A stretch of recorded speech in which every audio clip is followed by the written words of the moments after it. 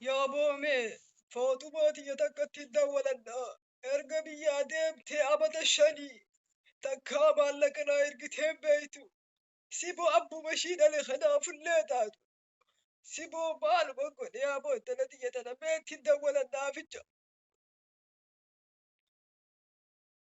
نقيا مالين كما مال ارقا ديمتي أبد الشني أباك يخوني الليل مالي جرجتين أيانا توزا يا الموت يا خنا أمتي كنا ندوك باتي بي مالك الليتا تواني ناكي مانا كنا إركي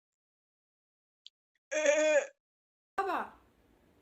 وعليكم السلام ورحمة الله وبركاته. كم نقيا فاي نقيا مالين كما مال إرقا ديمتي أمدا شاني أباك يا خوني الليل مالي جرجتين أيانا توزا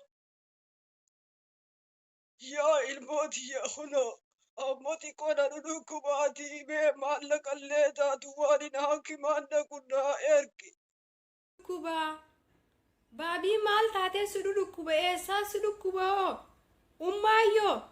نقيا قبديشي إيه سلا وان تجرتو بيهو غاي جولن زبناتو إفمالي هذا في أبادنا يادتو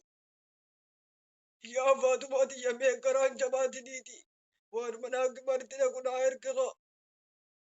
ها هيا بانكي لكادي فرندا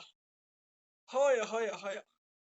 ميغان دلتي يا غران جماعتي يا برب عمري سهادرش إدوا مزيقنا هذه تيتي سخنو دلو بجتين إفتين براغتي نمنا أنك بك بلي وانك يا تلتي يا بي غران جماعتي هيا بابا باغي برجولي زبناتي ايتي متي والله قرتا جروم بيا رباتو نمر رانقو تمتو سلان سبيرا دفه مهلا فرك سرادك جروتي جبوتو سنو جدرا فدا مالين غور ريزلا جروم بيا رماتو نمانقو تمتو خنو أرمني يلا قلستي ملي واتك واني برانجر تبر يا بابا غيا نمي سنبرتين قلو فدا وفرا نافقا بكا متى شنقوتو بيا نما خيسا جراد دي أما نافقا دواي ناقو دي انقلو فدا hayyee baabaa kiyya bakka maallaqa ammaan si erkaa dhaqii baankiidhaa fudhadhu qarshii 10,000 amman si ergaa haakimaan dhaqii inshaallah anillee yoo rabbiin alaafise dhufeetiin isin laalaa inshaallah akkasitti hojjetattenya jiruu teenya bareedduu wajji jiraannaa bakka baabaa kiyya humaa yaadin ummaallee gaafan dhufe naasitti deebisa abshiraa yaa humaa yaadin inshaallah yoo rabbi jee haya baabaa kiyya assalaamu alaykum gaa